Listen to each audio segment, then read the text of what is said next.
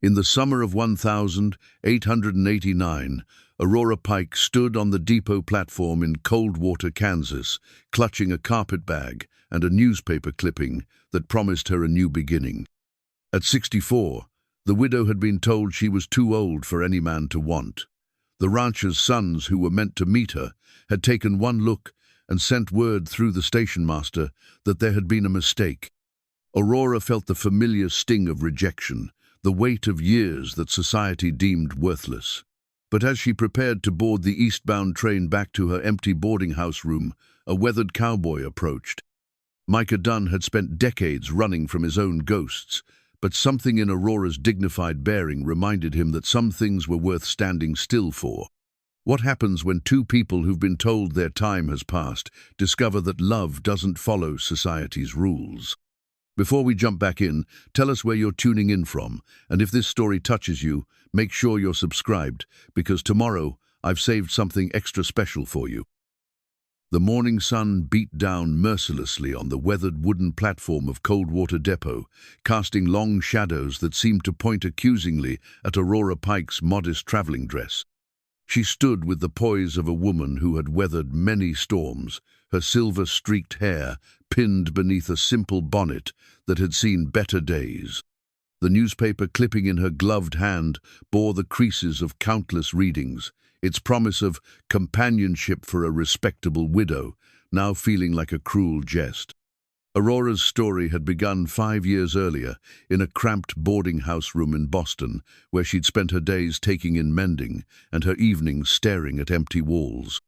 Her first husband, Thomas, had been a good manor bank clerk who'd provided a comfortable life until consumption claimed him at 58. Their children, now grown with families of their own, visited twice a year if she was fortunate. Margaret, her eldest, lived in Philadelphia with her lawyer husband and 3 children who barely knew their grandmother's name. James, her son, had moved to Chicago for work and sent dutiful letters every few months, always promising to visit soon, but never quite managing it. The boarding house had become a prison of genteel poverty. Other widows filled the narrow hallways with their whispered complaints and endless discussions of ailments, their lives shrinking smaller each day. Aurora had watched women younger than herself surrender to the rocking chair and the gradual fade into invisibility. She'd sworn she wouldn't follow that path, but as 64 approached, she'd begun to feel the walls closing in. The mail-order bride advertisement had appeared in a 3-week-old Kansas newspaper that Mrs. Holloway, in room 4B, had left in the parlor. Established rancher seeks companion for marriage. Must be of good character and willing to work. Age no barrier for the right woman. Aurora had read those words a dozen times before daring to believe them. Age no barrier. When had anyone ever said such a thing to her? Calvin Rourke's listing had promised a partnership, not passion. At her age, Aurora had told herself, companionship and security were more realistic goals than romance. She'd used her small savings to purchase a train ticket west, carrying with her a carpetbag containing 2 dresses, her late husband's Bible, a photograph of her children, and Thomas's gold wedding ring, which she still wore on her left hand, unable to remove the last tangible connection to the only man who'd ever loved her. Now, standing in the dust and disappointment of Coldwater, Kansas, Aurora fingered that ring and wondered if she'd made the greatest mistake of her life. The stationmaster, a thin man with kind eyes and a perpetually dusty vest, had delivered Calvin Rourke's son's message with obvious discomfort. "They said there's been a misunderstanding, ma'am. They'll pay for your ticket back east, but they won't be taking you to the ranch." The rejection shouldn't have surprised her. In Boston, she'd grown accustomed to being invisible, to younger women receiving the attention while she faded into the wallpaper. But somehow, crossing half the continent had filled her with hope that distance might change her fortunes. Instead, it had only made the fall more painful. As Aurora prepared to board the eastbound train, she noticed the cowboy watching her from beside the water trough. He was perhaps her age, maybe a year or 2 older, with silver threading through brown hair that curled slightly at his collar. His clothes were well worn but clean, and he sat his horse with the easy grace of a man who'd spent his life in the saddle. When their eyes met, he touched the brim of his hat in acknowledgement, and Aurora felt a flutter of something she'd thought long dead. Micah Dunn had been riding the cattle trails for 15 years, ever since fever had taken his wife Sarah and left him with nothing but memories and an unfinished homestead. He'd built a life of deliberate solitude, driving cattle from Texas to Kansas and back again, sleeping under stars that asked no questions and offered no judgment. The trail suited a man who'd learned that loving someone meant risking the kind of pain that could break you in half. He'd come to Coldwater to deliver a small herd to Calvin Rourke, planning to rest his horses for a day before heading south again. The sight of the well-dressed woman on the depot platform had caught his attention, but it was the way she held herself straight-backed, despite obvious disappointment, that made him pause. When he'd overheard the stationmaster delivering Calvin's son's message, something in Micah's chest had tightened with recognition. He knew that look. He'd worn it himself, the day he'd buried Sarah, the day he'd realized that the world had no more use for his heart. But this woman, this Aurora Pike, wore her dignity like armor, and Micah found himself remembering what it felt like to want to protect something precious. The town of Coldwater sprawled along the railroad tracks like an afterthought, its buildings seeming to lean away from the constant wind that swept across the Kansas plains. The main street boasted a general store, a saloon, a church, and a handful of other establishments that served the needs of ranchers and railroad workers. It was the kind of place where everyone knew everyone else's business, where gossip traveled faster than the wind, and where newcomers were examined with the intensity of a scientist studying a curious specimen. Micah had been coming to Coldwater for 3 years, long enough to know that Calvin Rourke was a decent man whose sons had inherited their mother's snobbish tendencies. He also knew that the town's moral guardians, led by the formidable Mrs. Prudence Hartwell, considered themselves the arbiters of proper behavior. The sight of a rejected mail-order bride would provide them with weeks of delicious scandal. As Aurora gathered her skirts to board the train, Micah made a decision that surprised him. For 15 years, he'd avoided complications, especially those involving women who might expect more than he could give. But something about Aurora Pike's quiet dignity called to the part of him that had once been a husband, a man who'd built a home and planned a future with someone he loved. He dismounted and approached the platform, his spurs ringing softly against the wooden boards. "Ma'am," he said, removing his hat to reveal hair still thick despite its silver streaks. "I couldn't help but overhear your situation. The name's Micah Dunn." Aurora turned, surprised by the gentle courtesy in his voice. Up close, she could see the lines around his eyes, the weathering that came from years of sun and wind, but also something elsey, kindness that hadn't been beaten out of him by life's hardships. "Aurora Pike," she replied, offering a small curtsy that belonged to an earlier, more formal time. "I'm afraid I've made rather a fool of myself, coming all this way for nothing." "I don't see it that way," Micah said, his voice carrying the slow drawl of a man who chose his words carefully. "Takes courage to answer that kind of advertisement. Takes even more to travel this far from home." He paused, studying her face. "If you're of a mind to stay in Kansas a while longer, I've got a homestead about 5 miles out. Nothing fancy, but there's a roof and walls, and I could use someone to help me finish what I started." The offer hung in the air between them, filled with possibilities and dangers that neither quite understood. Aurora felt her heart beat faster, not with the flutter of romance, but with something more profound, the recognition of a second chance when she'd thought her opportunities had run out. "I don't know you, Mr. Dunn," she said carefully, aware that the stationmaster and several townspeople were watching their exchange with obvious interest. "No, ma'am, you don't," Micah agreed. "But I'm not asking you to marry me sight unseen. I'm offering you a place to stay while you decide what you want to do next. Could be you help me finish my house, could be you decide to head back east after all. But seems a shame to make that choice standing on a train platform, surrounded by strangers who've already made up their minds about you." Aurora looked at the train, then at Micah's weathered face, then at the ring on her finger. For 5 years, she'd been existing rather than living, letting other people's expectations define her worth. Perhaps it was time to see if she could write a different ending to her story.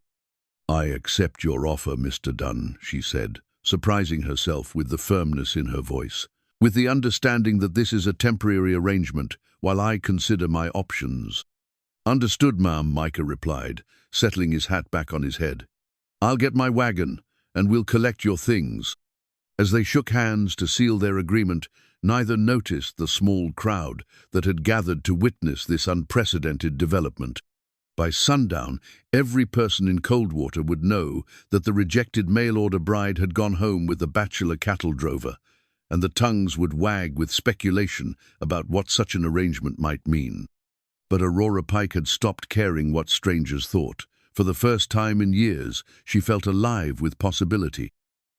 The wagon ride to Micah's homestead passed in comfortable silence, broken only by the creak of wheels and the gentle snorting of his mare, Buttercup. Aurora sat primly beside him, her carpetbag secured between her feet, watching the endless Kansas prairie unfold around them. The land stretched to the horizon in all directions, painted gold by late afternoon sunlight and dotted with wildflowers that added splashes of purple and yellow to the vast canvas. "Beautiful country," Aurora observed, genuinely moved by the landscape's stark majesty.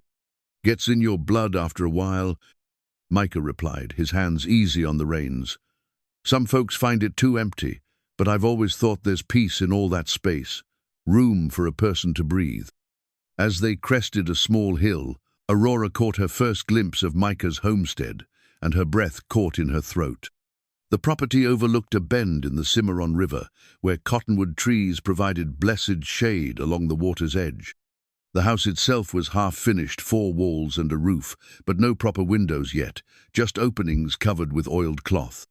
A stone foundation suggested permanence, and the careful placement of the structure showed someone who understood how to work with the land rather than against it. "I know it doesn't look like much," Micah said, noting her silence.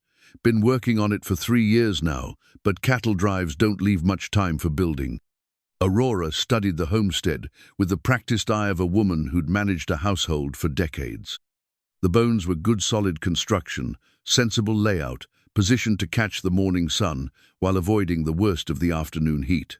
What it lacked was the finishing touches that transformed a house into a home. "It has wonderful potential," she said carefully. "The location is perfect, and the workmanship appears sound." Micah helped her down from the wagon, his hands briefly spanning her waist. The contact sent an unexpected warmth through Aurora, reminding her that she was still a woman despite what society might think. She quickly stepped away, flustered by her own reaction. "Let me show you around," Micah offered, leading her toward the house. "There's a main room here, with space for a kitchen. Thought I'd put a bedroom back there, and maybe add a parlor later if it seemed worthwhile." The interior was sparse but clean, with a stone fireplace dominating one wall and rough-hewn furniture that spoke of careful craftsmanship. A narrow bed occupied one corner, neatly made with military precision. Micah's few possessions were arranged with the tidiness of a man accustomed to living simply. "Where will I sleep?" Aurora asked, suddenly aware of the impropriety of their arrangement. Micah colored slightly. "I'll bed down in the barn. Been doing it most nights any easier to keep an eye on the livestock. You can have the house." "Absolutely not," Aurora said firmly. "I won't turn you out of your own home. Perhaps we could arrange a partition. I'm quite handy with a needle, and I noticed you have some extra canvas in the wagon." They spent the next hour working together to create a makeshift curtain that divided the main room, giving Aurora a private sleeping area while allowing Micah to keep his bed. The domestic collaboration felt natural, their movements complementing each other as if they'd been partners for years rather than hours. As evening approached, Micah built a fire while Aurora unpacked her few belongings. She hung her spare dress on a peg he hastily installed, set her Bible on the rough table, and placed Thomas's photograph beside it.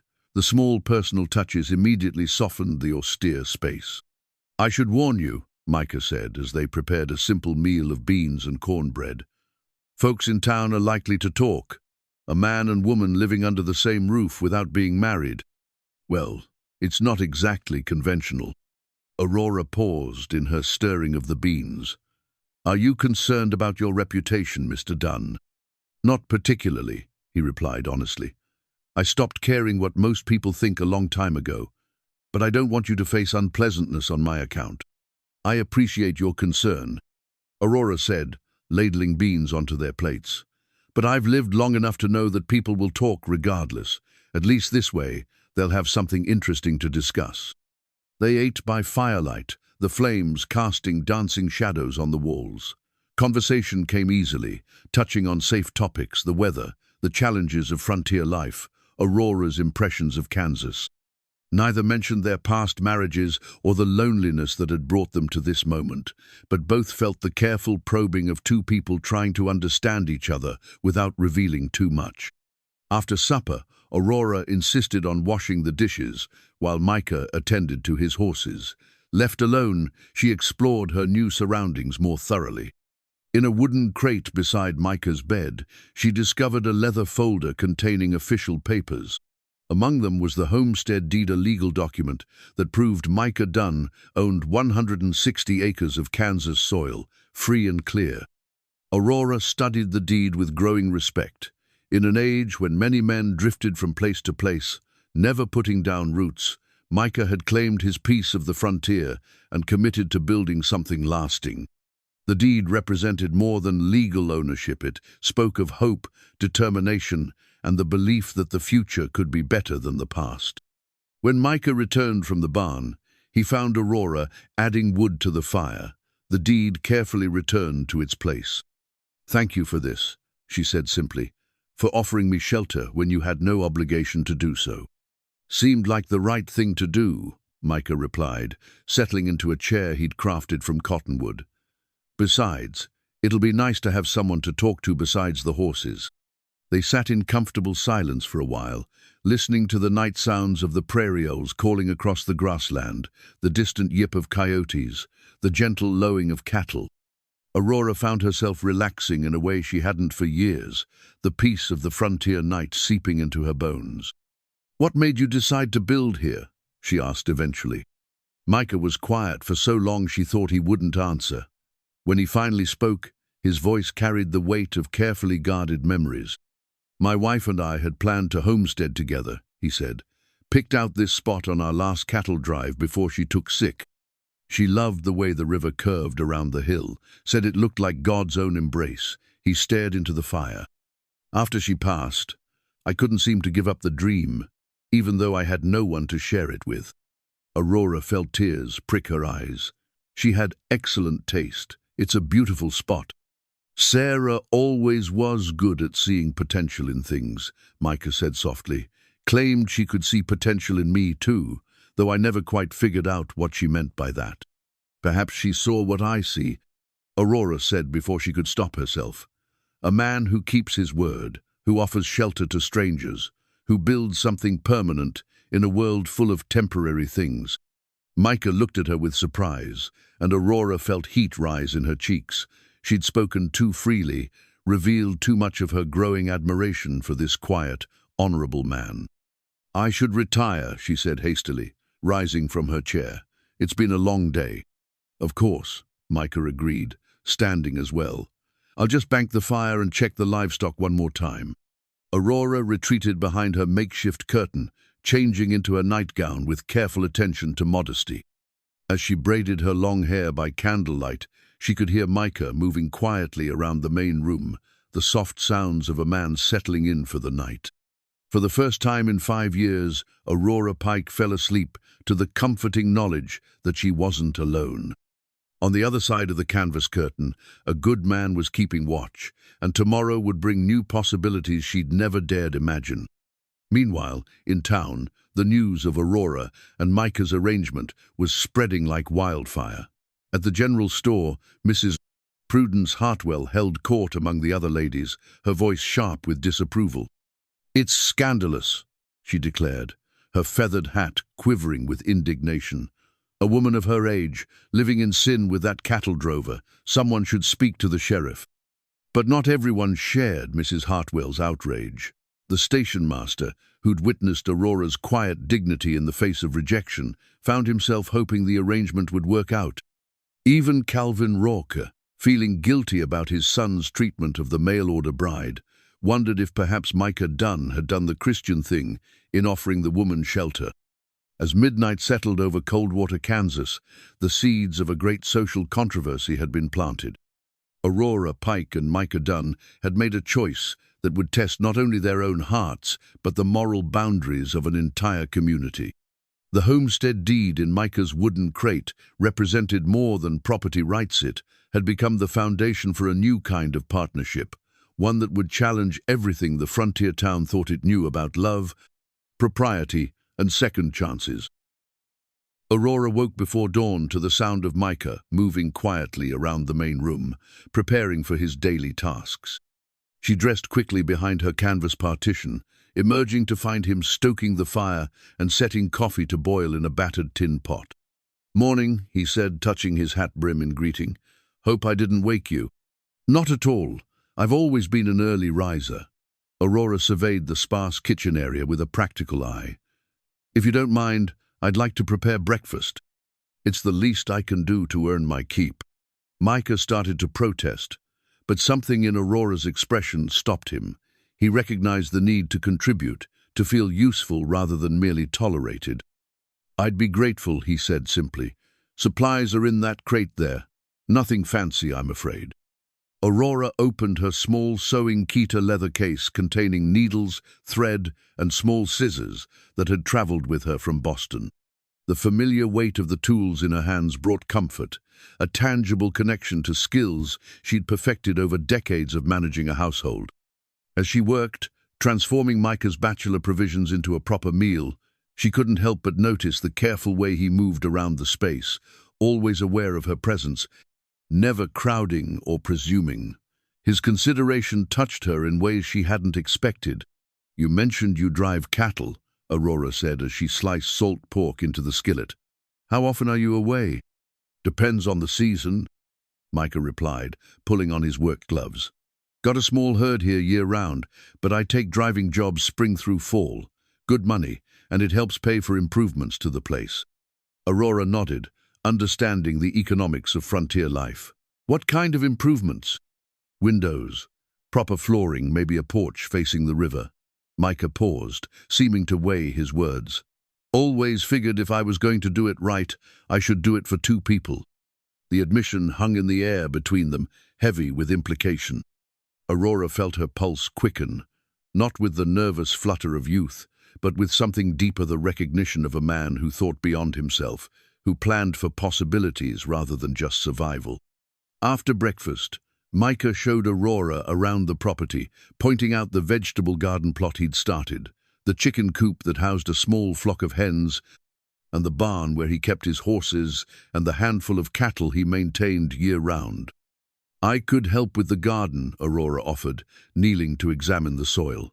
"I maintained quite a large one back in Massachusetts." "I'd welcome the help," Micah said. "Been too busy with other work to give it proper attention." They spent the morning working side by side, Aurora using her sewing scissors to deadhead flowers and trim vegetables, while Micah repaired a section of fence.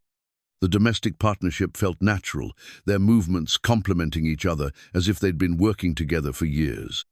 Around midday, they were interrupted by the arrival of Calvin Rourke himself, riding up to the homestead on a fine bay mare.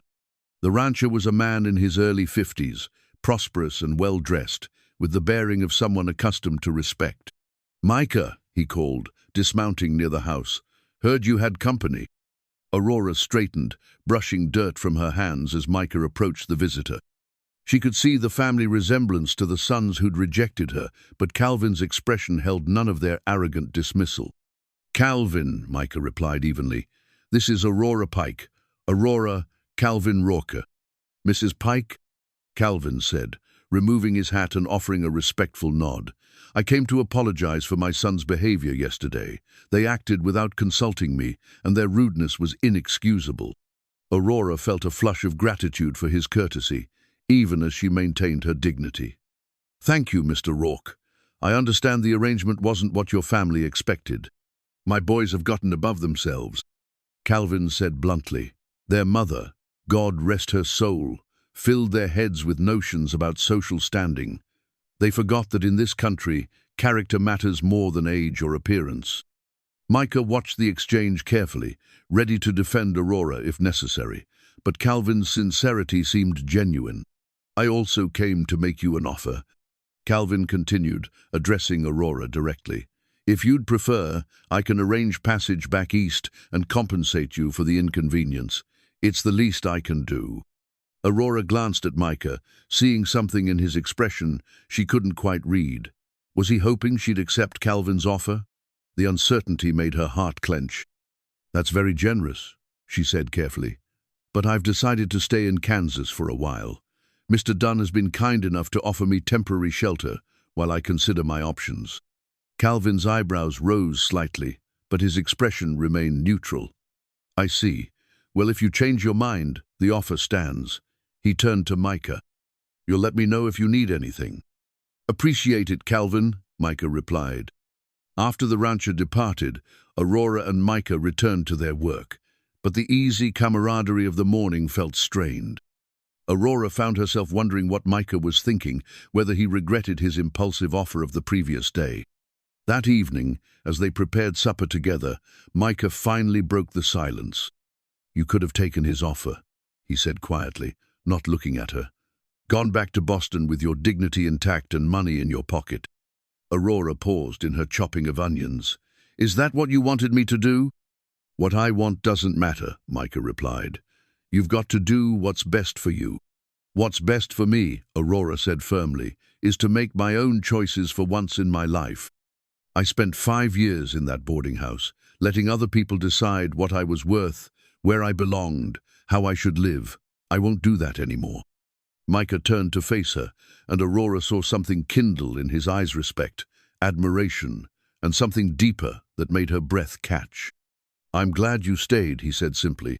That night, as they sat by the fire after supper, Aurora pulled out her sewing kit and began mending a tear in Micah's work shirt. The domestic gesture felt intimate in the firelight, her needle flashing as she worked to repair the damage caused by hard labor. You don't need to do that, Micah protested, but his voice lacked conviction. I want to, Aurora replied. It feels good to be useful again. Micah watched her work, noting the careful precision of her stitches, the way she held the fabric with practiced ease. You're skilled at that. I should be. I've been sewing since I was 6 years old. Aurora smiled at the memory. My mother believed a woman's worth could be measured by the straightness of her seams. What do you believe? Micah asked. Aurora considered the question, her needle pausing in its work. I believe a woman's worth, anyone's worth, comes from what they choose to do with the time they're given. How they treat others, what they build, whether they leave the world a little better than they found it. Sounds like wisdom to me, Micah said softly. As Aurora finished her mending, she realized that for the first time in years, she felt genuinely hopeful about the future. The sewing kit in her lap represented more than toolset, symbolized her ability to repair things, to make them whole again, to contribute something meaningful to this new life she was building. Outside, the prairie wind whispered through the grass, carrying with it the promise of change. In town, the gossip about the unlikely pair continued to spread, but on the homestead overlooking the Cimarron, 2 lonely souls were discovering that sometimes the most unexpected arrangements could lead to the most profound transformations. 3 weeks into their arrangement, Aurora and Micah had settled into a rhythm of domestic cooperation that surprised them both with its natural ease. Each morning, Aurora rose before dawn to prepare breakfast, while Micah tended the livestock. After their meal, they worked together on various projects around the homestead, their conversations growing deeper and more personal with each passing day. It was during one of these evening talks that Micah first shared the leather-bound Bible that had belonged to his late wife, Sarah. The book was worn smooth by countless readings, its pages marked with pressed wildflowers and marginal notes in a delicate feminine hand. Sarah copied out verses that spoke to her. Micah explained, his voice soft with memory as he opened the Bible to a page marked with a dried prairie rose. Always said God's word was meant to be lived, not just recited. Aurora studied the careful script, touched by the intimacy of sharing something so personal. She had beautiful handwriting. This passage from Ruth, "Whither thou goest, I will go," it's marked with particular care. "Our wedding verse," Micah said simply. "Sarah chose it because she said marriage was about choosing your person and sticking by them, no matter where life led." Aurora felt a pang of recognition, remembering her own wedding to Thomas so many years ago. "My first husband and I chose Ecclesiastes 4:12. A threefold cord is not quickly broken. We believed marriage should include God as the third strand." "Sounds like you had a good marriage," Micah observed. "I did," Aurora replied honestly. "Thomas was a gentleman, steady and kind. Our love grew slowly, deepened over time." She paused, then added quietly, "I never thought I'd have the chance for that kind of partnership again." Micah closed the Bible carefully, but not before Aurora noticed another pressed flower, a sprig of lavender marking a page in Psalms. The gesture of preserving something beautiful spoke to a romantic nature that his weathered exterior didn't immediately reveal. 15 years is a long time to be alone," Aurora said gently. "Felt safer," Micah admitted. "Loving someone means risking losing them. After Sarah, well, I told myself I was done with that kind of risk. And now," Micah met her eyes across the firelight, "now I'm beginning to think some risks might be worth taking." Their conversation was interrupted by a sharp knock at the door. Micah rose to answer it, finding Mrs. Prudence Hartwell on his doorstep, flanked by 2 other ladies from the church's Moral Oversight Committee. "Mr. Dunn," Mrs. Hartwell announced in her most officious tone, "we've come to speak with you about the situation you've created here." Aurora appeared at Micah's shoulder, her chin raised defiantly. "If you have something to say about me, Mrs. Hartwell, I'd prefer you address me directly." The formidable matron's feathers bristled at Aurora's calm tone. "Very well. Mrs. Pike, your current living arrangement is causing considerable scandal in our community. Unmarried persons of opposite gender cohabitating is simply not acceptable." "We're not cohabitating," Aurora replied coolly. "Mr. Dunn has graciously provided me with temporary shelter while I decide my future.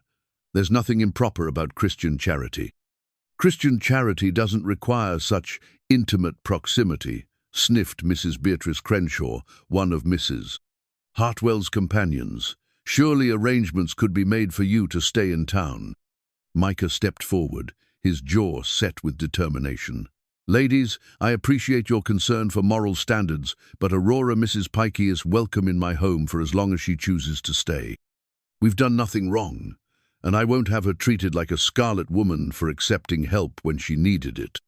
Mrs. Hartwell's eyes narrowed.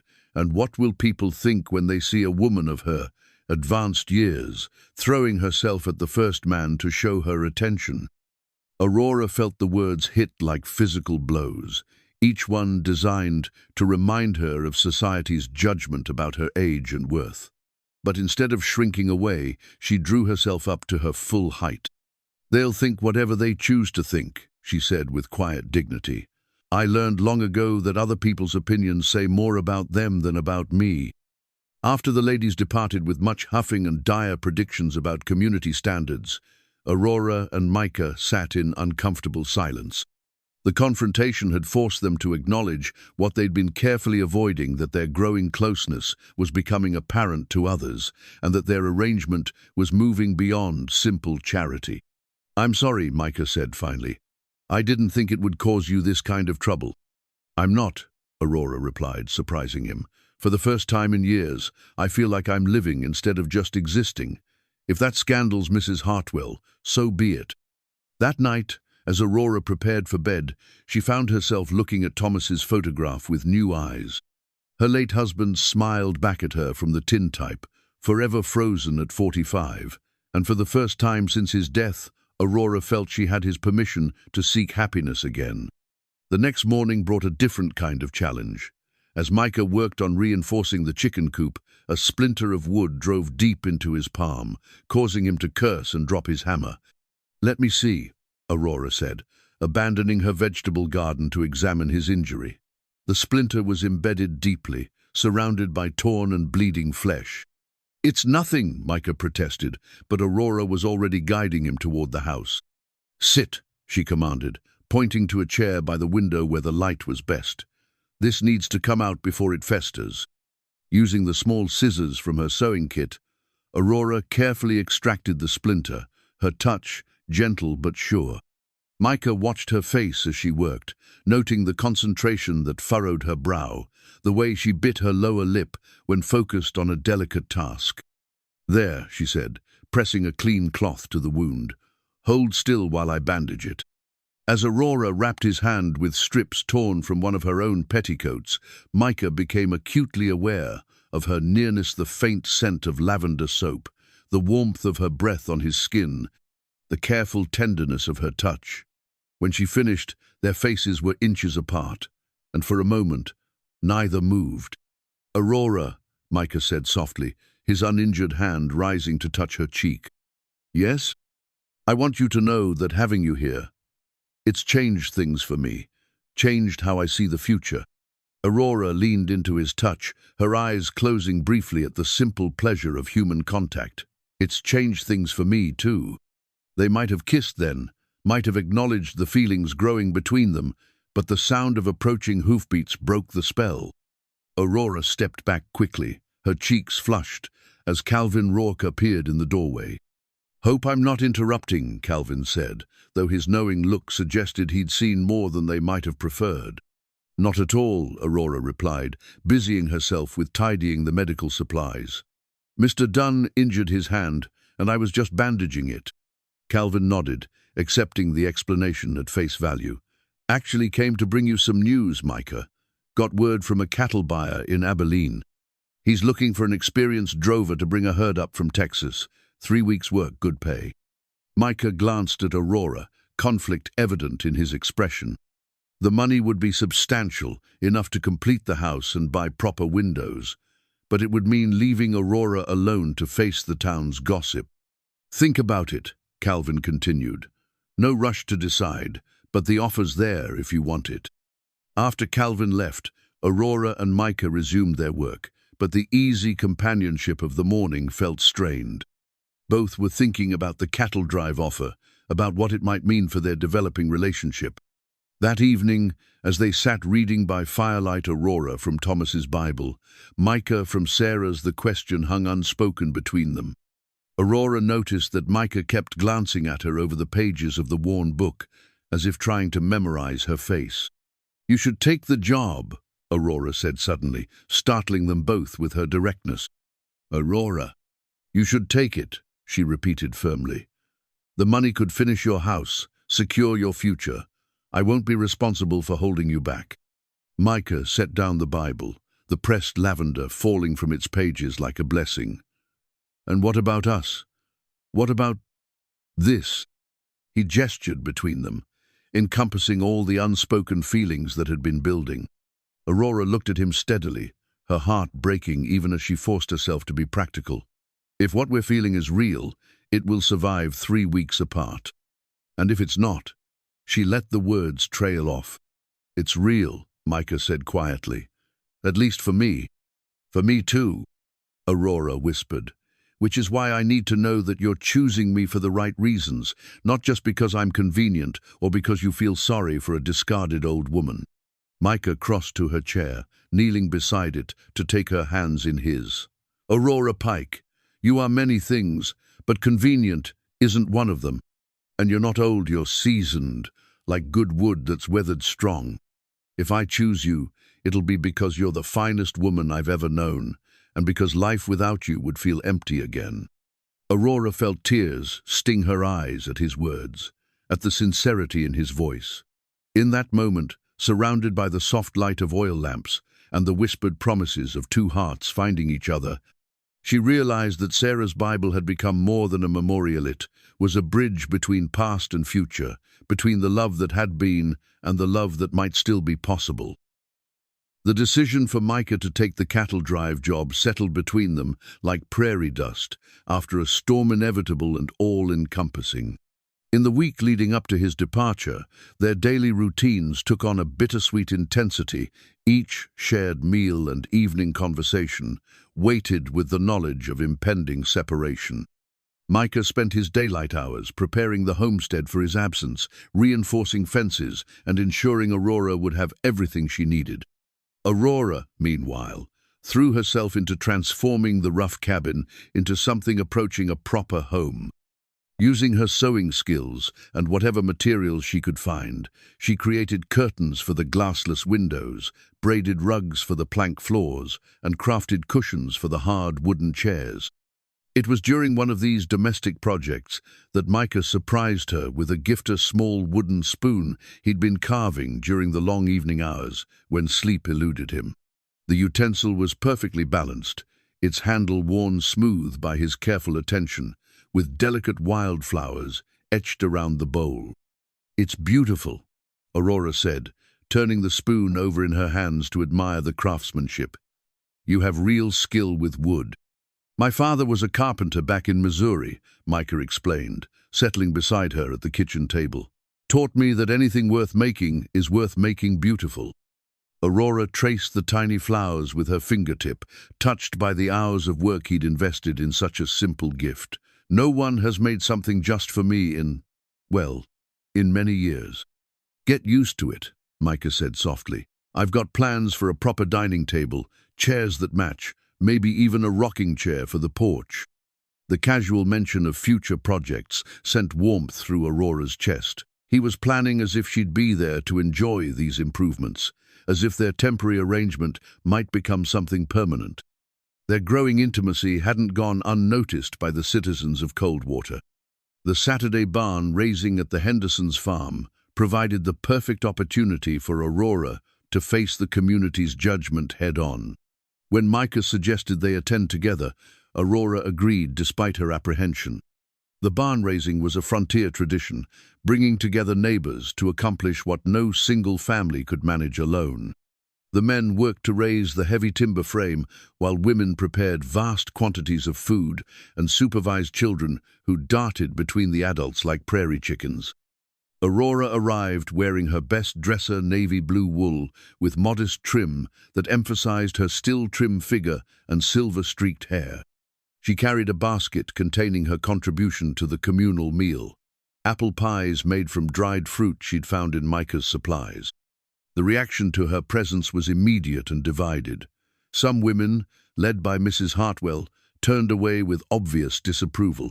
Others, particularly the older wives who remembered their own struggles to find acceptance in frontier communities, offered cautious nods of greeting. "Aurora Pike," called out Martha Henderson, the event's hostess, approaching with genuine warmth. "I'm so glad you came. These pies smell wonderful." "Thank you for including me," Aurora replied, grateful for the friendly reception. "It's been too long since I've participated in a community gathering." As the afternoon progressed, Aurora found herself gradually accepted by some of the women, particularly when her competence with traditional tasks became apparent. She could churn butter as efficiently as any farm wife, her stitching was admired by the quilting circle, and her pies disappeared quickly from the dessert table. The real test came during the evening's entertainment, when the barn floor was cleared for dancing. A fiddle and harmonica provided music for reels and waltzes that had the younger couples spinning with enthusiasm. Aurora stood on the sidelines, watching wistfully as neighbors who'd known each other for years moved through familiar patterns. "Mrs. Pike," came a voice behind her.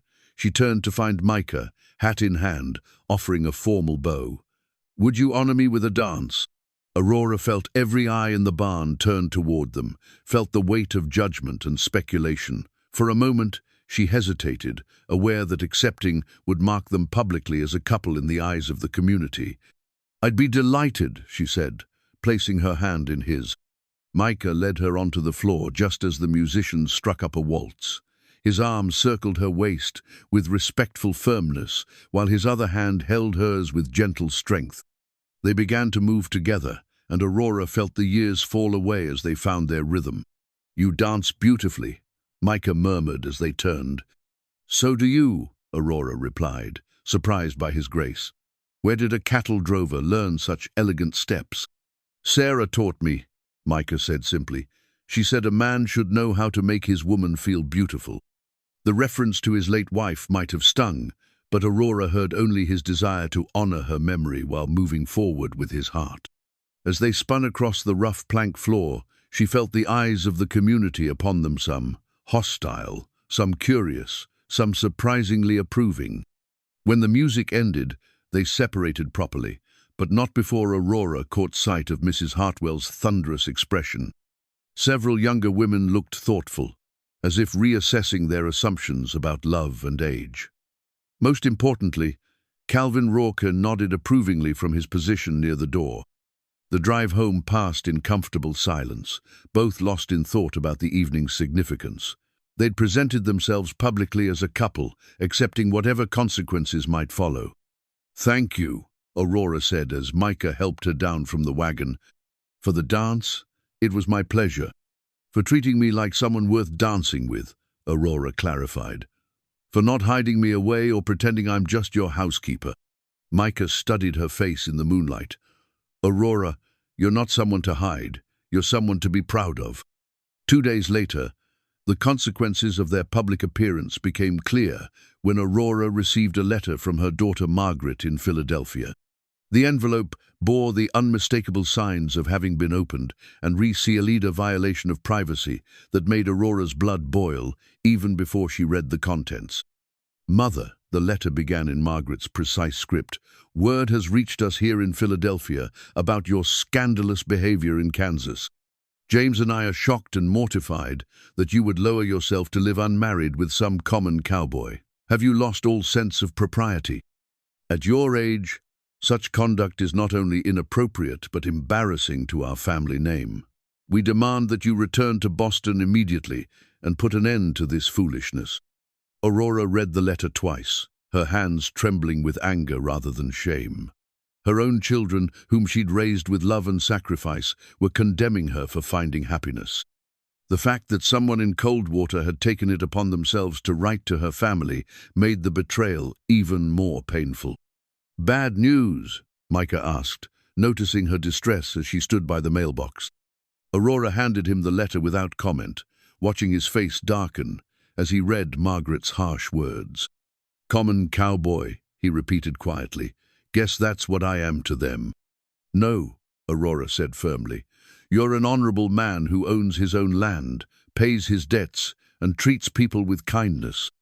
My children have forgotten that character matters more than social position." Micah folded the letter carefully, his jaw set with determination. "Maybe they're right, though. Maybe I am asking too much of you, expecting you to face this kind of judgment for my sake." "Our sake," Aurora corrected. "And I've made my choice. If my children can't accept that I deserve happiness, then perhaps they don't know me as well as they think they do." That evening, Aurora sat at the kitchen table with paper and pen, crafting her response to Margaret's letter. Her words were measured but firm. "My dear Margaret," she wrote, "I appreciate your concern for my welfare, but I must remind you that I am quite capable of making my own decisions. Mr. Dunn is a gentleman of impeccable character who has shown me kindness when others showed me judgment. If you find my happiness embarrassing, I suggest you examine what that says about your own values. I will not be returning to Boston. I have found my place in the world, and it is here." The act of writing the letter felt liberating, like finally finding her voice after years of silence. As she sealed the envelope, Aurora realized she was choosing her own happiness over her children's approval, a decision that felt both terrifying and exhilarating. Micah's departure for the cattle drive was scheduled for the following Monday. As the weekend approached, both felt the weight of impending separation. Their conversations became more precious, their shared silences more meaningful. On Sunday evening, their last together for 3 weeks, they sat on the porch Micah had built, facing the river. The sunset painted the sky in shades of gold and rose, and the gentle sound of water over stones provided a peaceful backdrop to their thoughts. "I'll write," Micah promised, though they both knew mail delivery to a cattle drive would be sporadic at best. "I'll be here when you return," Aurora replied, the simple words carrying the weight of a promise. "Will you? Really?" Micah turned to face her, vulnerability clear in his weathered features. 3 weeks is a long time for you to think about what you're giving up by staying here." Aurora reached for his hand, threading their fingers together. "Micah Dunn, I've spent 5 years thinking about what I've given up. I'm not about to start over now."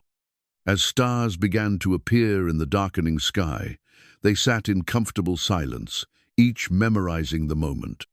The wooden spoon Aurora had used to serve supper sat on the table between them, a tangible reminder of Micah's care and the domestic life they were building together.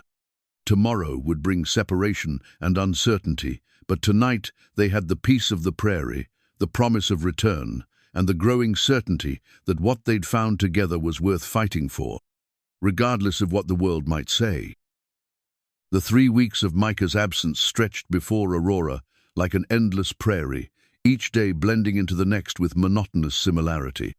She maintained the homestead with determined efficiency, tending the vegetable garden, caring for the chickens, and keeping the house spotless. But the evenings were the hardest, when the silence seemed to echo with memories of shared conversations and quiet companionship. It was during one particularly lonely twilight that Aurora made a decision that would change everything. She retrieved the bundle of love letters from her trunk correspondence she'd treasured from her late husband Thomas during their brief courtship. The letters, tied with a faded blue ribbon, represented the sweetest memories of her first marriage, words of devotion she'd read countless times during the lonely years since his death. Sitting in Micah's chair by the fireplace, Aurora untied the ribbon with trembling fingers. Thomas's handwriting, once so familiar, now seemed like artifacts from another lifetime. His words of love and longing, which had once brought comfort, now served a different purpose. They reminded her that she was capable of inspiring deep affection, that her heart could hold more than one great love. "My dearest Aurora," one letter began, "your letter today brought such joy to my heart. To know that you think of me with tenderness fills me with hope for our future together. I count the days until I can call you my wife and share all of life's seasons with you." Aurora smiled through her tears, remembering the young woman who'd received these letters, who'd believed wholeheartedly in love's promise. That woman had existed, had been cherished, had built a life of meaning and joy. The years had weathered her, yes, but they hadn't erased her essential worth. The next morning brought an unexpected visitor. Aurora looked up from her garden weeding to see a lone rider approaching, not Micah, as her heart had momentarily hoped, but Calvin Rorker on his familiar bay mare. "Mrs. Pike," Calvin called, dismounting near the house. "Hope I'm not intruding." "Not at all," Aurora replied, brushing dirt from her hands. "Please, come sit on the porch. I'll fetch some lemonade." As they settled into chairs overlooking the river, Calvin seemed to study her with newfound respect. "You've done wonders with this place. Micah's going to be amazed when he gets back." Aurora felt a flush of pride. She had transformed the rough homestead, adding touches of beauty and comfort wherever possible. Flower boxes graced the windows. Herbs grew in neat rows near the kitchen door, and colorful quilts aired on the porch railings. "I wanted to apologize again," Calvin continued, "for my son's behavior and for some of the talk in town. Not everyone in Coldwater is as narrow-minded as Mrs. Hartwell would have you believe." "I appreciate that," Aurora said carefully, "though I admit I've been surprised by how quickly news travels here." Calvin's expression darkened slightly. "About that letter your daughter received, I made some inquiries. Turns out Mrs. Hartwell took it upon herself to write to your family back east. Thought you should know." Aurora felt her anger flare anew. She had no right. "No, she didn't. But don't let her spite poison what you've found here. I've known Micah for years, and I've never seen him as settled as he's been these past weeks. You're good for him. He's good for me too," Aurora admitted quietly. "I'd forgotten what it felt like to be valued for who I am rather than what I represent." "Your children will come around," Calvin said with gentle certainty. "Sometimes it takes distance to appreciate what really matters." After Calvin's departure, Aurora returned to her garden work with renewed purpose. She was weeding the tomato plants when she noticed a small gravestone partially hidden by tall grass near the river bend. Her curiosity piqued. She walked over to examine it more closely. The marker was simple but well-tended, carved with delicate wildflowers, and the words, "Sarah Elizabeth Dunn, beloved wife, 1,845, 1,874. Her price is far above rubies." Fresh wildflowers, the same prairie roses Micah had pressed in his wife's Bible lay at the base of the stone. Aurora knelt beside the grave, feeling Sarah's presence in the peaceful spot, overlooking the river she'd loved. There was no jealousy in Aurora's heart, only gratitude for the woman who'd taught Micah how to love deeply and whose memory had kept his heart capable of loving again. "I promise to take good care of him," Aurora whispered to the stone, feeling both foolish and comforted by the one-sided conversation. "And I promise to honor what you meant to him." That evening, Aurora sat at the kitchen table and began writing her own letter, not to her judgmental children, but to Micah, wherever his cattle drive might have taken him.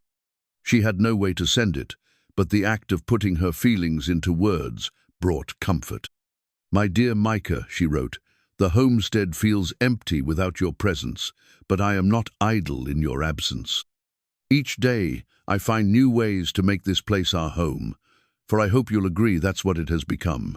I visited Sarah's grave today and found peace there. She chose her spot, well, it's beautiful and serene, just as you described her.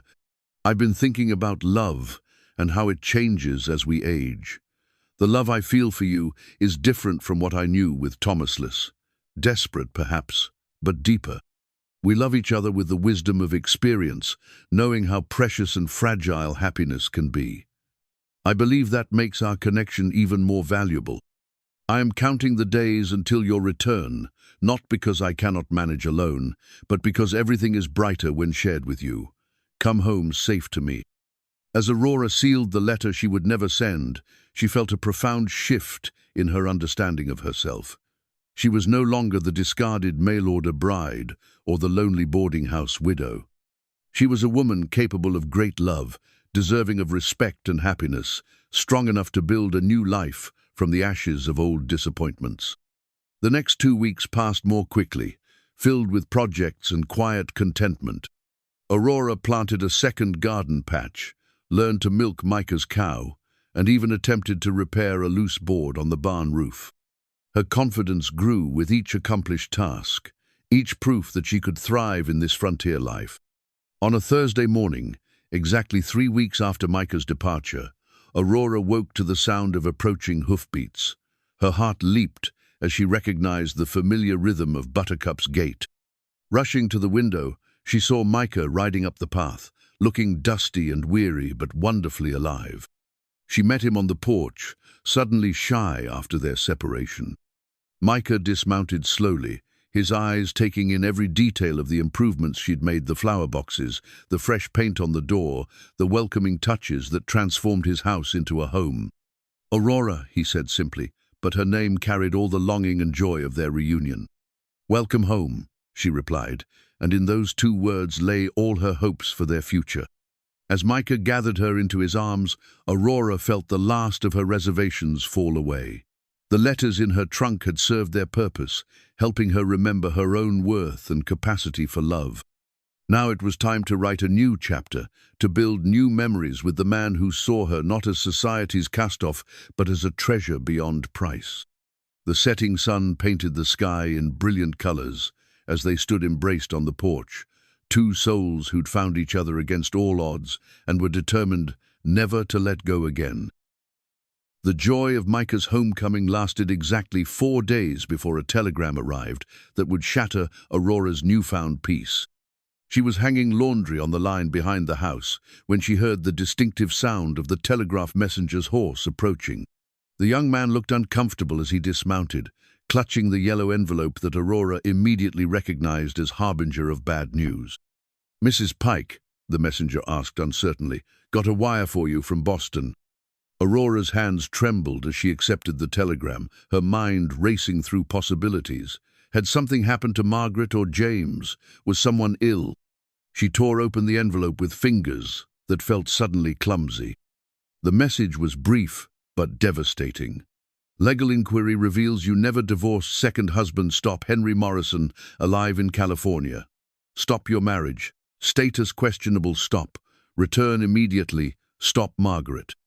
Aurora read the words 3 times before their meaning fully penetrated. Henry Morrison, charming man. She'd married 2 years after Thomas's death, who'd swept her off her feet with promises of adventure and devotion, only to disappear one morning with her savings and her faith in love. She'd assumed he was dead, had grieved the loss of another husband, had moved forward with her life believing herself a twice-widowed woman. But he was alive, which meant, legally, she was still married to him.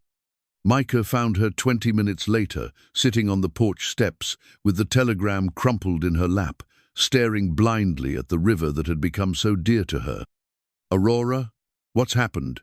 He settled beside her, his hand gentle on her shoulder. Wordlessly, she handed him the telegram. Micah read it twice, his expression growing grimmer with each word. "Henry Morrison," Aurora said finally, her voice hollow. "I married him in 1876, 2 years after Thomas died. He seemed so kind, so devoted. We had a small ceremony at my church in Boston." She laughed bitterly. 3 months later, I woke to find him gone along with my savings and the jewelry Thomas had given me. "Did you divorce him?" Micah asked quietly. "I tried, but he'd vanished completely. My lawyer said we could pursue abandonment proceedings, but it would be expensive and time-consuming. When years passed with no word, I assumed he'd died somewhere. I even mourned him." Micah was silent for a long moment, processing the implications. "So you're saying you're still legally married to this man?" "It appears so." Aurora's voice broke on the words. "Which means everything we've built here, everything we've planned, it's all been built on a lie." "You didn't know," Micah said firmly. "You acted in good faith." "But the law doesn't care about good faith," Aurora replied, finally meeting his eyes. "Don't you see? I can't marry you, Micah. I can't even live here with you without causing a scandal that could destroy both our reputations.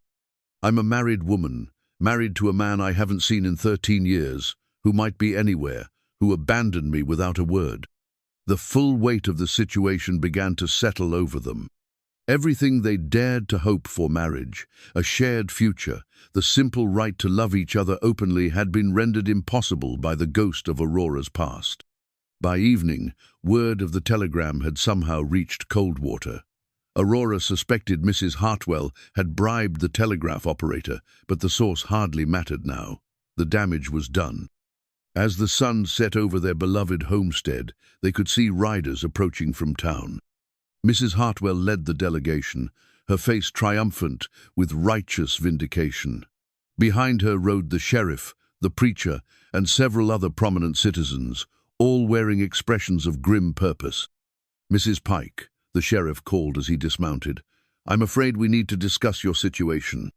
Aurora stood on the porch, Micah beside her, facing the assembled authorities with as much dignity as she could muster. "I assume you've heard about the telegram," she said calmly. "Indeed we have," Mrs. Hartwell interjected before the sheriff could speak. "And it confirms what I've been saying all along, that your presence here is a moral contamination our community cannot tolerate." Sheriff Bradley, a weathered man with kind eyes, looked uncomfortable with his mission. "Mrs. Pike, I have to ask, is it true that you're legally married to another man?" "It appears to be true," Aurora admitted, each word like a nail in the coffin of her happiness, "though I had no knowledge of it when I answered Mr. Rourke's advertisement or when I accepted Mr. Dunn's hospitality." "Nevertheless," the preacher spoke up, "your current living arrangement constitutes adultery in the eyes of both God and the law. We cannot permit it to continue." Micah stepped forward, his jaw set with determination. "Reverend Willis, Aurora has done nothing wrong. She's been deceived by a man who abandoned her years ago." The circumstances are irrelevant, Mrs. Hartwell declared. She is a married woman living in sin with a man who is not her husband. She must leave Coldwater immediately. Now wait just a minute, Micah began, but Aurora placed a gentle hand on his arm. No, Micah, they're right. Her voice was steady despite the tears threatening to fall. I can't stay here and let my situation destroy your reputation. You've worked too hard building your place in this community. I don't care about my reputation, Micah said fiercely. I care about you. And I care about you, Aurora replied softly, which is why I won't let you sacrifice everything for a future we can't have. The confrontation that followed was brief but final. Despite Micah's passionate protests and his offer to marry Aurora regardless of the legal complications, the community's judgment was swift and merciless. Aurora Pike would leave Coldwater on the morning train, and Micah Dunn would return to his solitary life, sadder but presumably wiser about the dangers of consorting with women of questionable moral standing. That night, their last together, Aurora and Micah sat in the kitchen, where they'd shared so many meals and conversations. The homestead deed lay on the table between them, the document that represented Micah's commitment to building something permanent, something worthy of the woman he'd hoped to share it with. I could come with you, Micah said for the third time. Sell the homestead, start over somewhere else where nobody knows our story, and abandon everything you've worked for. Aurora shook her head firmly. I won't let you do that. This land, this home, it's your dream, Micah. Sarah's dream too. I won't be responsible for destroying it. What will you do? Micah asked, his voice rough with unshed tears. Aurora looked at the deed, then at the man who'd shown her what love could be when she'd thought her chance had passed. I'll go back to Boston, I suppose.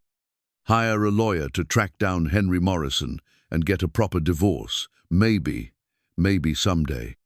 Someday, Micah repeated, grasping at the faint hope in her words. Someday, Aurora confirmed, though they both knew how slim the chances were that such a someday would ever come. As dawn broke over the Cimarron River, painting the sky in shades of gold and rose that Aurora had come to love, she gathered her few possessions and prepared to leave the only place that had ever truly felt like home. The homestead deed remained on the kitchen table, a symbol of all the dreams that law and society had conspired to destroy. The train whistle echoed across the prairie as Aurora Pike prepared to board the eastbound locomotive, carrying with her nothing but a carpetbag, a broken heart, and the memory of 3 months when she dared to believe that love could triumph over the judgment of the world. The train had barely disappeared into the eastern horizon when Micah Dunn made a decision that would define the rest of his life. Standing alone on the platform where he'd first met Aurora Pike, watching the dust settle in her wake, he felt something harden in his chestnut, his heart, which remained tender with love and loss. But his resolve. He would not accept this defeat. He would not allow bureaucracy and social convention to destroy the best thing that had ever happened to him.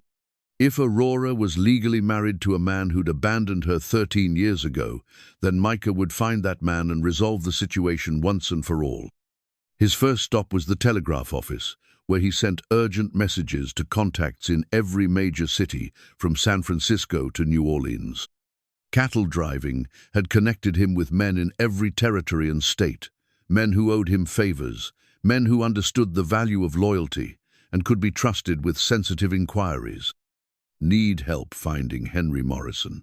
Stop, approximately 50 years old. Stop, conman and thief. Stop, believed in California. Stop, urgent personal matter. Stop, will pay well for information. Stop, Micah Dunn, Coldwater, Kansas. The telegraph operator, a thin young man named Peters who'd always been friendly to Micah, looked up from the messages with curiosity. Personal matter? Peters asked. The most personal, Micah replied grimly. And Peters, I'd appreciate your discretion. There are folks in this town who'd like to see this particular matter buried. Peters nodded knowingly. He'd witnessed Mrs. Hartwell's manipulation of information before and had no love for her methods. Micah's next stop was Calvin Rorke's ranch, where he found the older man examining a prize bull in the main corral. Calvin took one look at Micah's expression and gestured toward the house. "Come on," Calvin said. "Mary's got coffee on, and you look like you could use something stronger." In Calvin's study, surrounded by leather-bound books and the comfortable clutter of a successful rancher's life, Micah explained his plan. Calvin listened without interruption, occasionally nodding as the full scope of Micah's determination became clear. "You're talking about a considerable expense," Calvin observed when Micah finished. "Hiring private investigators, travel costs, legal fees. It could take months and cost more than your homestead is worth." "Then I'll sell the homestead if I have to," Micah said without hesitation. "Aurora is worth more to me than land or money or anything else I own." Calvin studied his friend's face, seeing the absolute certainty there. "What if you can't find him? What if he's dead? Or what if he won't cooperate?" "Then at least I'll know I tried," Micah replied. "I can't live with myself if I don't fight for her, Calvin. She's the best thing that ever happened to me, and I let a room full of hypocrites drive her away without putting up a real fight." Calvin was quiet for a moment, then reached into his desk drawer and withdrew a leather portfolio. "Mary and I have been talking since Aurora left. That woman brought out the best in you, Micah. We've never seen you as happy as you were these past months." He pulled out a bank draft and began writing. "Consider this a loan, no interest. Pay it back when you can." Micah stared at the draft. Calvin handed him enough money to fund a comprehensive search for Henry Morrison and cover legal expenses besides. "Calvin, I can't." "You can and you will," Calvin interrupted firmly. "Mary lost her first husband to consumption, and she knows what it's like to get a second chance at happiness. She'd skin me alive if I let you lose Aurora without a fight." Over the next week, responses to Micah's telegrams began trickling in.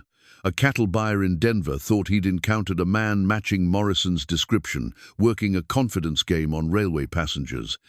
A saloon keeper in Sacramento remembered a smooth-talking Easterner who'd bilked several local widows before disappearing with their savings. A sheriff in Santa Fe had arrested a man calling himself Henry Morrison for fraud, but the prisoner had escaped before trial. Each lead required follow-up telegrams. Each clue demanded investigation. Micah's kitchen table became a command center covered with maps, correspondence, and careful notes, tracking every possible sighting of Aurora's vanished husband. Meanwhile, Aurora's absence permeated every corner of the homestead. The flower boxes she'd planted still bloomed, but without her care, they looked wilted and neglected. The cushions she'd sewn for the chairs remained in place, but they seemed to mock the emptiness of the rooms. Even Buttercup, Micah's faithful mare, seemed listless without Aurora's gentle attention. The most promising lead came from a former trail partner named Jake Henley, who wired from Los Angeles with startling news. "Found your man, stop. Henry Morrison, alias Harold Murphy, alias Harry Mullins. Stop running marriage. Scam on wealthy widows. Stop currently in jail awaiting trial. Stop, send details of your interest." Micah's hands shook as he read the telegram. Henry Morrison was alive, in custody, and using multiple aliases to prey on women just as he'd preyed on Aurora. The irony was bitter. The man, who'd made Aurora's life a lie, was still destroying women's lives with his deceit. Micah immediately sent a detailed response, explaining Aurora's situation and requesting that Jake help arrange a meeting with Morrison. If the man could be convinced to sign divorce papers, if he could be made to understand that his legal claim to Aurora was blocking her chance at happiness, perhaps he could be persuaded to do the right thing. "We'll arrange meeting with Morrison. Stop. Bring legal documents and substantial bribe. Stop. Man has no conscience, but understands money. Stop. Arrive. Soonest. Stop. Jake." As Micah prepared for the journey to California, he received an unexpected visitor. Sheriff Bradley appeared at the homestead on a warm afternoon, his expression uncharacteristically serious. "Micah," the sheriff said, accepting a cup of coffee and settling into the chair where Aurora used to sit. "I need to tell you something that's been weighing on my conscience." "What's that, Tom?" "The night we came out here to deal with Mrs. Pike's situation. I went along because it was my duty, but I didn't agree with it. That woman was as decent as they come, and we treated her like a pariah based on circumstances beyond her control." Micah nodded, his jaw tight with remembered anger. "I know you were just doing your job, Tom. Maybe, but I should have stood up for what was right instead of what was expedient."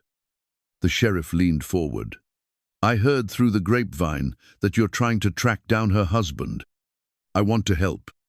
"Help how?" Tom Bradley reached into his vest pocket and withdrew a folded document. "I've been sheriff in 3 different territories, Micah. I know lawmen from here to the Pacific Ocean. This is a letter of introduction and a request for professional courtesy. Any sheriff or marshal west of the Mississippi will extend you full cooperation in your search." Micah took the letter, touched by the gesture. "Tom, this could put you at odds with certain folks in town." "Let them object," the sheriff said firmly. "Sometimes a man has to choose between what's popular and what's right. I'm choosing right this time." As Micah packed for his journey to California, he felt the weight of responsibility and hope in equal measure. The homestead deed remained on his kitchen tableau no longer just a symbol of his commitment to the land, but a promise that he would reclaim the future he and Aurora had planned together. The last telegram he sent before departing read simply, "Coming to get you back, stop. Wait for me, stop, Micah." He had no way to know if Aurora would receive the message, no guarantee she would understand its meaning, but he sent it anyway. Love required faith, and faith required action. As the westbound train carried him toward whatever confrontation awaited in California, Micah Dunn carried with him the determination of a man who had found his heart's desire and would move heaven and earth to keep it. The stakes could not have been higher. Aurora's freedom, their future together, and the chance to prove that love could indeed triumph over the arbitrary cruelties of law and social convention. In his pocket, alongside the sheriff's letter and Calvin's financial support, Micah carried the telegraph messages that represented his last, best hope of bringing Aurora home. The battle for their happiness was about to begin in earnest, and Micah Dunn had never been more ready for a fight.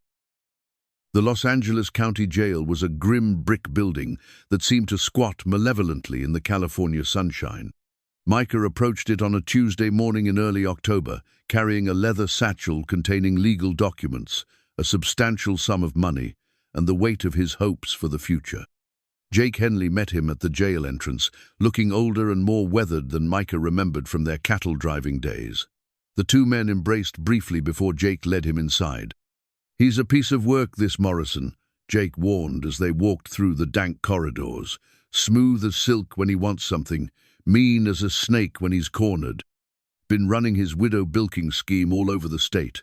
Last victim was a 70-year-old woman in Santa Barbara, took her for every penny and left her destitute." The guard led them to a small, barred room where Henry Morrison sat waiting. Micah's first sight of Aurora's husband was a shock. The man was still handsome, in a dissipated way, with silver-streaked hair and clothes that had once been expensive. But there was a hardness around his eyes, a cruel set to his mouth that spoke of years spent taking advantage of others. "Mr. Morrison," Micah said, settling into the chair across from the prisoner. "My name is Micah Dunn. I believe we need to discuss your wife." Morrison's eyebrows rose with interest. "My wife? Which one? I've had several, though the authorities seem determined to overlook the romantic nature of my various relationships." "Aurora Pike," Micah said evenly, fighting the urge to reach across the table and throttle the man. "You married her in Boston in 1876 and abandoned her 3 months later." "Ah, Aurora." Morrison's smile was cold and calculating. "The banker's widow with the lovely jewelry collection. I remember her fondly. Pity she was so trusting made, the whole thing almost too easy." Micah's hands clenched into fists under the table. "You destroyed her faith in love, stole her savings, and disappeared without a word. Do you have any idea what that did to her?" "I assume it educated her about the realities of life," Morrison replied carelessly. "Really, Mr. Dunn, what did you expect? I'm hardly the settling down type." "No," Micah agreed grimly. "You're the type who preys on decent women and leaves them broken in your wake. But that's going to end today." Morrison leaned back in his chair, studying Micah with newfound interest. "And how exactly do you propose to end it? I'm already in jail, in case you hadn't noticed." Micah opened his satchel and withdrew a set of legal documents. "Divorce papers. You're going to sign them and renounce any claim to Aurora or her property. In return, I'm prepared to offer you a substantial sum of money." "How substantial?" Morrison asked, his greed immediately evident. $500, Micah replied. "More money than you'll see in years, given your current circumstances." Morrison's eyes glittered. "And if I refuse?" "Then you rot in this jail," Micah said simply. "I've spoken with the prosecutor. Your latest victim, the woman in Santa Barbara, has powerful relatives. They're pushing for the maximum sentence, 20 years in state prison. You're 53 years old, Morrison. Do the arithmetic." For the first time, Morrison's confident facade cracked slightly. "You can't prove anything about my marriage to Aurora. She has no witnesses, no documentation beyond a marriage certificate that could have been forged." "Actually, we can prove it," Jake interjected, speaking for the first time. He pulled out a telegraph message. "Found the preacher who married you, Reverend Samuel Whitman of the First Baptist Church of Boston. He keeps detailed records, and he remembers you quite clearly. Seems you tried to charm money out of him, too." Morrison's face darkened. "That meddling old fool." "The Reverend is prepared to testify about your marriage and your character," Micah continued. "He's also prepared to testify about your attempts to defraud his church. Between his testimony and your current victim's statement, you're looking at a very long prison sentence." Morrison's face darkened. "That meddling old fool." "The Reverend is prepared to testify about your marriage and your character," Micah continued. "He's also prepared to testify about your attempts to defraud his church. Between his testimony and your current victim's statement, you're looking at a very long prison sentence." The silence stretched between them as Morrison weighed his options. Outside, Micah could hear the sounds of the bustling city horses' hooves on cobblestones, vendors calling their wares, the normal sounds of people living honest lives. Inside this cramped room, the future of his relationship with Aurora hung in the balance. "What guarantee do I have that you'll pay?"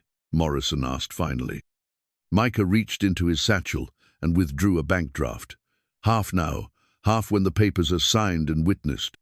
The money comes from First National Bank of Topeka.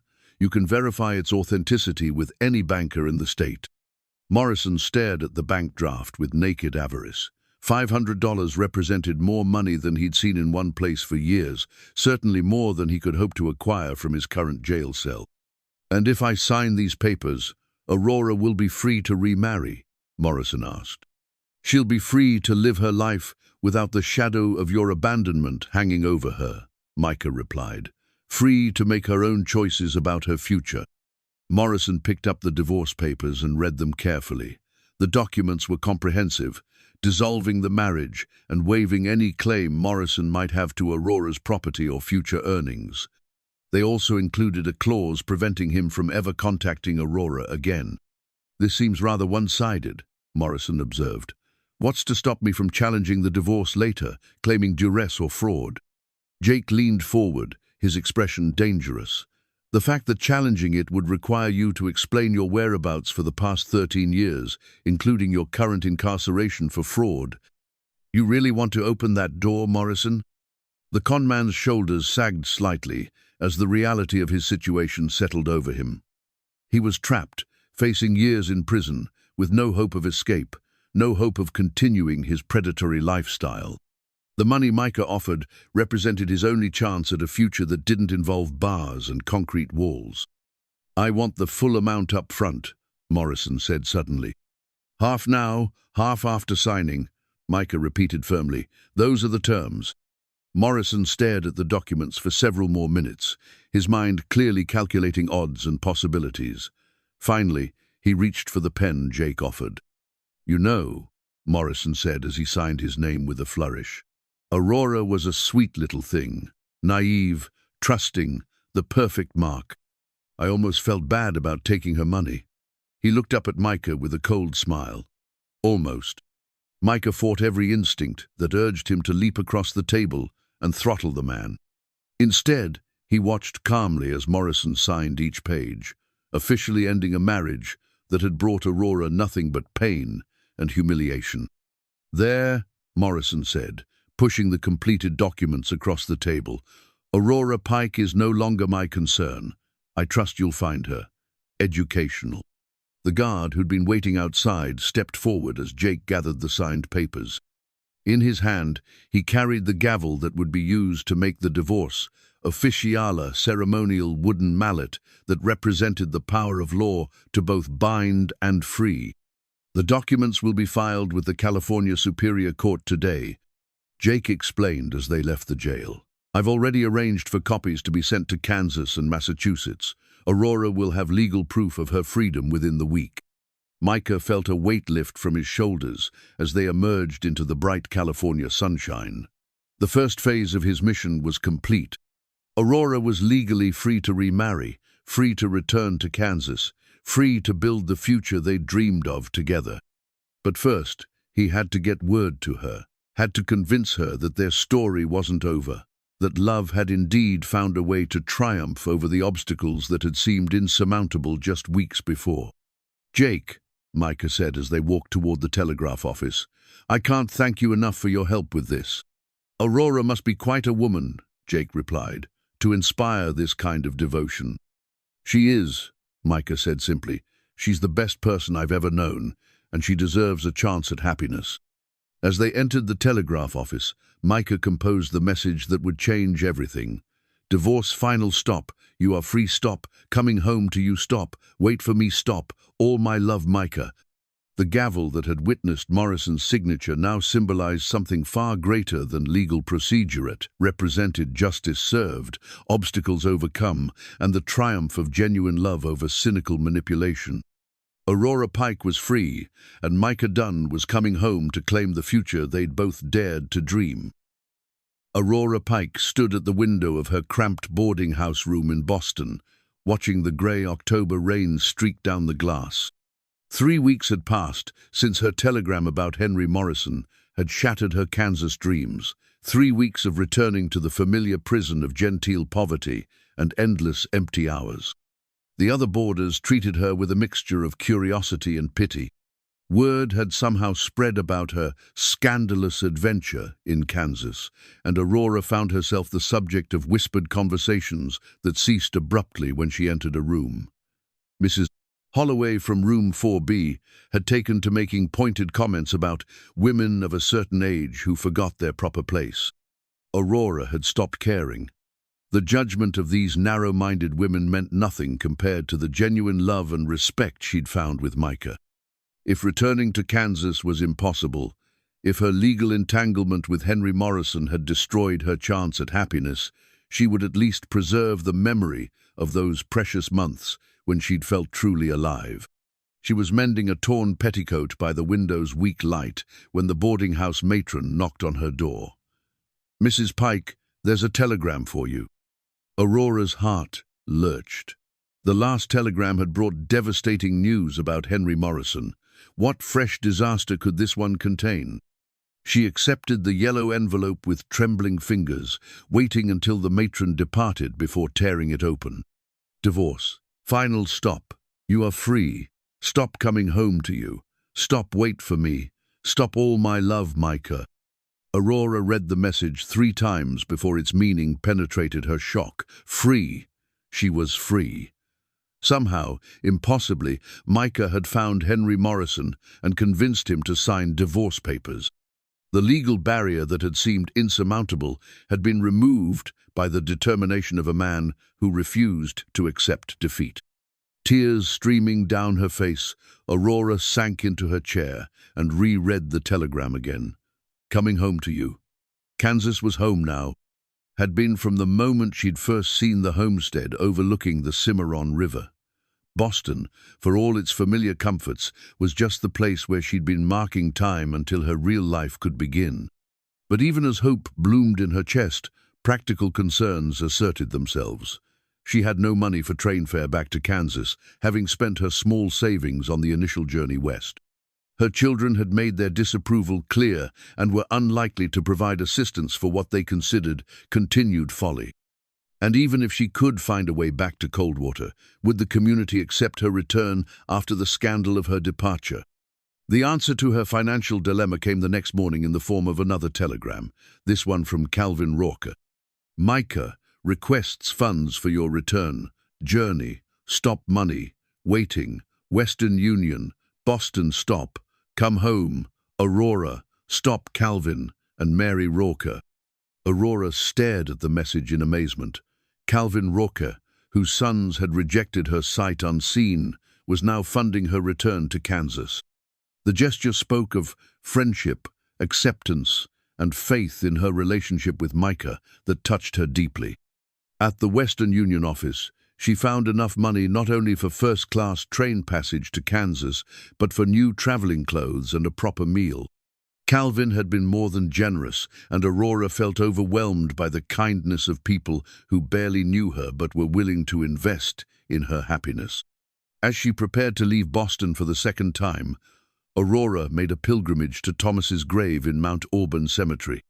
Standing before the weathered headstone, she felt the need to explain her decision to the man who'd first taught her about love and partnership. "I'm leaving again, Thomas," she said softly, placing fresh flowers on his grave. "I found someone else, someone who makes me feel young and valued and beautiful. I hope you understand. I hope you'd approve." The wind rustled through the autumn leaves, and Aurora chose to interpret it as blessing. Thomas had been a good man who'd wanted her happiness above all else. He would understand that love didn't diminish with age, that second chances were gifts to be treasured rather than rejected. The train journey back to Kansas passed in a blur of anticipation and anxiety. Aurora had purchased a new traveling dress in deep blue wool that complemented her silver hair, and she'd taken extra care with her appearance. She wanted to look her best when she saw Micah again, wanted him to see the woman he'd fought for, rather than the defeated refugee who'd fled Coldwater weeks earlier. As the train pulled into Coldwater Depot on a crisp November morning, Aurora's heart hammered against her ribs. Would Micah be there to meet her? Would the townspeople still view her as a scandalous woman? Or had Micah's dramatic gesture changed their opinions? She needn't have worried. As she stepped onto the platform, she saw a crowd gathered near the station house. Micah stood at the front, looking travel-worn but triumphant, his eyes scanning the train cars for her familiar figure. Their eyes met across the platform, and Aurora felt the last of her fears dissolve. In Micah's expression, she saw love, relief, and absolute certainty that they belonged together. He strode toward her, pushing through the crowd with single-minded determination. "Aurora," he said, her name a prayer of thanksgiving as he gathered her into his arms. "You came. You asked me to wait for you," she replied, her voice muffled against his shoulder. "I've been waiting." The crowd that had gathered to witness their reunion began to applaud tentatively at first, then with growing enthusiasm. Aurora looked around in amazement to see faces that had once been hostile, now beaming with approval. Even Mrs. Hartwell stood at the edge of the crowd, her expression more thoughtful than condemning. Sheriff Bradley stepped forward, his badge glinting in the morning sun. In his hands, he carried the simple gold wedding rings that Micah had commissioned from the town blacksmith weeks earlier, rings that represented hope and commitment and the triumph of love over adversity.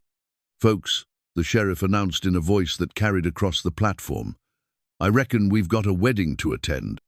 Reverend Willis is waiting at the church, and I believe these two have waited long enough for their happiness." Aurora looked at Micah in surprise. "A wedding? Here? Now?" "If you'll have me," Micah said, dropping to one knee on the wooden platform. "Aurora Pike, will you marry me? Will you be my wife, my partner, my companion for whatever years we have left?" "Yes," Aurora said without hesitation. "Yes, Micah Dunn, I will marry you." As Micah slipped the simple gold band onto her finger, Aurora realized that the community's acceptance meant more than she'd expected. These people who'd once judged her harshly had been won over by Micah's devotion and her own dignity in the face of adversity. Their love story had become an inspiration rather than a scandal. The wedding ceremony at Coldwater's small church was simple but beautiful. Aurora walked down the aisle on Calvin Rauca's arm, her new dress rustling softly as she approached the altar where Micah waited. The church was packed with townspeople who'd come to witness what had become the most romantic story in Coldwater's history. Reverend Willis performed the ceremony with obvious pleasure, his voice strong and sure as he pronounced them husband and wife. When Micah kissed his bride, the congregation erupted in cheers and applause that could be heard 3 blocks away. At the reception in the church hall, Aurora found herself surrounded by women who'd once shunned her, all eager to hear about her adventures and to offer congratulations on her marriage. Even Mrs. Hartwell approached, her expression humble. "Mrs. Dunn," the formidable matron said, using Aurora's new name with careful respect, "I owe you an apology. I judged you harshly without knowing the full story. Your husband's devotion and your own grace have shown me the error of my ways." "Thank you, Mrs. Hartwell," Aurora replied graciously. "I appreciate your honesty." As the sun set over Coldwater, Kansas, Aurora and Micah Dunn rode home to their homestead as husband and wife. The simple gold rings on their fingers caught the last light of day, symbols of a love that had overcome legal obstacles, social judgment, and the cynical belief that happiness had an expiration date.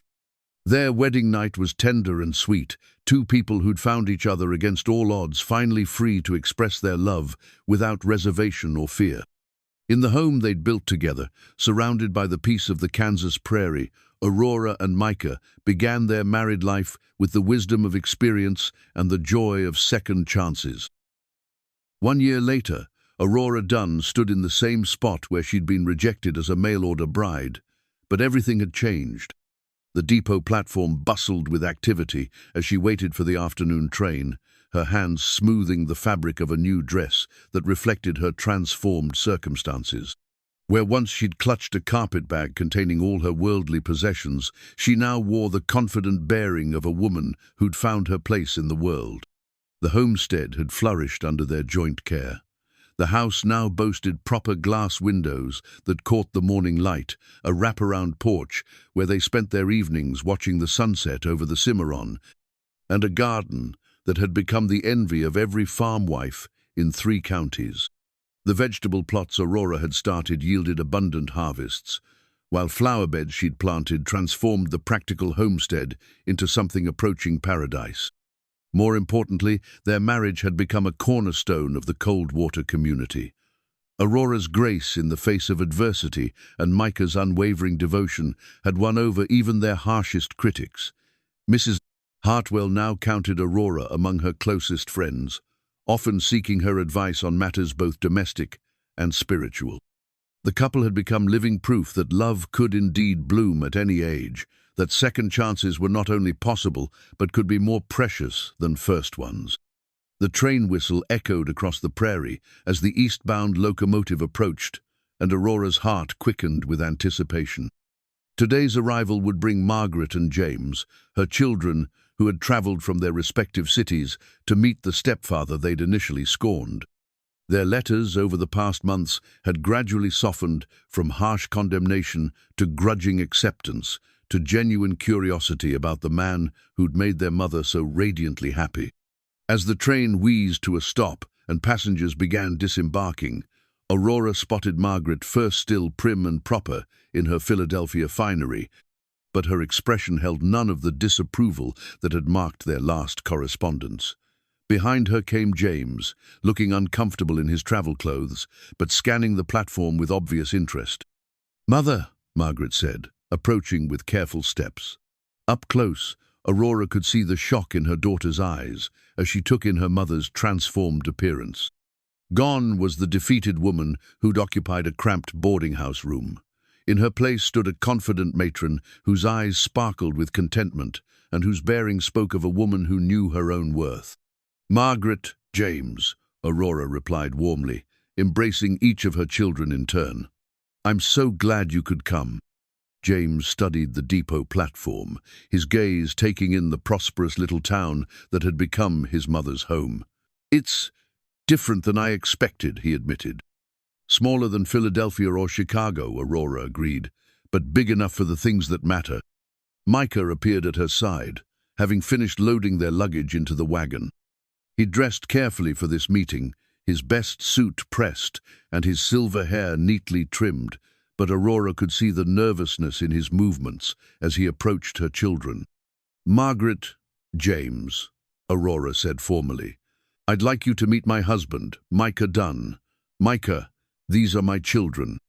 The introduction carried the weight of a year's worth of correspondence, explanations, and gradual acceptance. Micah extended his hand to James first, meeting the younger man's scrutinizing gaze with steady calm. "Mr. Dunn," James said, shaking hands with careful politeness, "Mother has written extensively about you." "I hope some of it was favorable," Micah replied with gentle humor. Margaret's greeting was more reserved, but Aurora noticed her daughter's sharp eyes taking in Micah's genuine courtesy, his obvious care for Aurora's comfort, and the way he deferred to her mother's wishes without diminishing his own dignity. The ride to the homestead passed in slightly strained conversation, but Aurora could see her children gradually relaxing as Micah's natural kindness became apparent. He pointed out local landmarks, shared amusing stories about frontier life, and made it clear that their mother was cherished rather than merely tolerated. When they crested the hill overlooking the homestead, Aurora heard Margaret's sharp intake of breath. The property spread before them like something from a painting, the completed house, with its welcoming porch, the prosperous gardens, the peaceful river view that had first captured Aurora's heart. "It's beautiful," Margaret said softly. "You've built something wonderful here." "We've built something wonderful," Aurora corrected, taking Micah's hand. "Everything you see represents our partnership, our shared vision of what home should be." The week that followed transformed Aurora's relationship with her children. Margaret, initially skeptical, found herself won over by Micah's respectful treatment of their mother and his obvious devotion to her happiness. James, more practical by nature, was impressed by the homestead's prosperity and Micah's reputation as an honest businessman. Most importantly, they could see how profoundly their mother had changed. The defeated woman who'd left Boston a year earlier had been replaced by someone vital and confident, someone who'd found not just love, but purpose. Aurora's involvement in community affairs, her friendship with neighbors, and her obvious joy in married life spoke more eloquently than any argument about the rightness of her choice. On their last evening in Kansas, as they sat on the porch watching the sunset paint the sky in shades of gold and crimson, Margaret made an admission that touched Aurora deeply. "I owe you an apology, Mother," she said quietly. "When Father died, I thought your life was essentially over. I saw you as someone to be managed and protected rather than someone with her own dreams and desires. I was wrong." "We all thought my life was over," Aurora replied honestly. "I thought so too for a while, but sometimes endings are really beginnings in disguise." James raised his glass of lemonade in a toast. "To new beginnings then, and to love at any age." As Aurora's children departed the next day, their farewells carried warmth and genuine affection for their stepfather. They'd witnessed firsthand the transformation love could work, had seen their mother bloom into someone they barely recognized but deeply admired. After the train disappeared into the eastern horizon, Aurora and Micah walked hand in hand back to their wagon. The depot platform where she'd once faced rejection now held only sweet memories of family reconciliation and acceptance. "No regrets?" Micah asked as they drove home through the golden afternoon. "Only one," Aurora replied with a smile. "I regret that it took me 64 years to find you." "Well," Micah said, lifting their joined hands to his lips to kiss her wedding ring, "I reckon we've got time enough to make up for all those lost years." That evening, as they sat in their parlor by lamplight, Aurora with her sewing, Micah reading aloud from the newspaper, a sense of completeness settled over them like a comfortable quilt. On the mantelpiece sat a formal photograph taken on their first wedding anniversary, a portrait that showed two people who'd found each other against all odds and built something beautiful from the ashes of earlier disappointments. The family photograph represented more than just their marriage. It symbolized hope for anyone who'd been told their time for happiness had passed. In Coldwater, Kansas, their love story had become legend-proof that dignity, perseverance, and faith in love's power could overcome any obstacle. As the prairie wind whispered through the cottonwood trees and the Cimarron River murmured its eternal song, Aurora and Micah Dunn settled into the peaceful rhythm of their shared life. They'd learned that love's sweetest harvest often came late in the season, when wisdom and experience had taught hearts to recognize true treasure when it appeared. Their story would be told and retold in Coldwater for generations to come, the tale of the mail-order bride who was rejected as too old and the lonely cowboy who saw her true beauty.